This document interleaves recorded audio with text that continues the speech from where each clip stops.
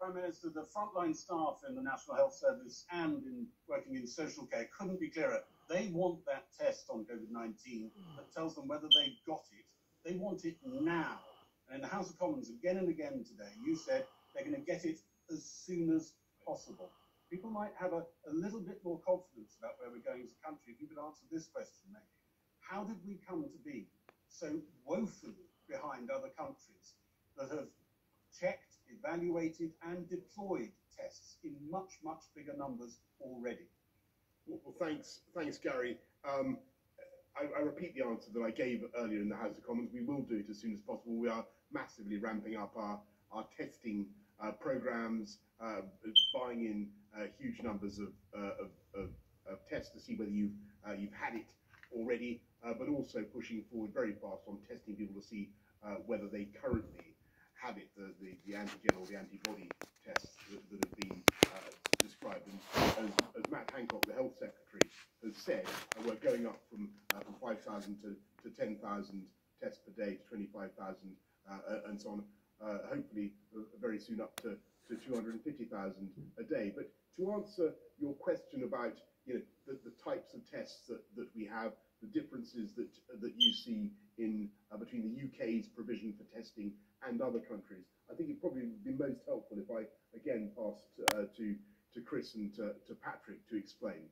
Chris. I mean, I think that in terms of the testing, so first of all, why are the delays in the UK system?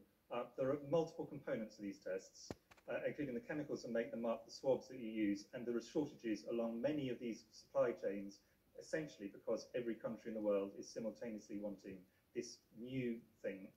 Some components of it are old, but the scale of this is something which is obviously occurred at extraordinary speed.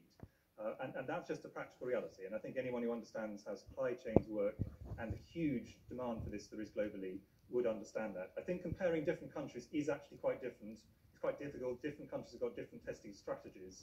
But you're certainly right that what we need to do is look at those countries that have actually got more testing than us and work out how to do it the way they're doing it as best we can in our own system, using our own testing system. That's what we're doing very actively at the moment. Clearly, we're doing a lot of testing here, though, for example. I mean, looking at the numbers we've done so far, 97,000 tests already conducted. It's not that there is no testing going on. What we need, clearly, is to be able to scale it up.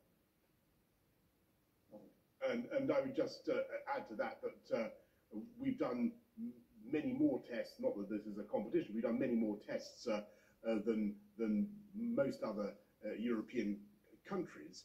And you're totally right, Gary, that the priority should be and will be getting those tests to our frontline staff in the NHS. And as I said, we are going to do that as fast as we possibly can. Francis Elliott of The Times.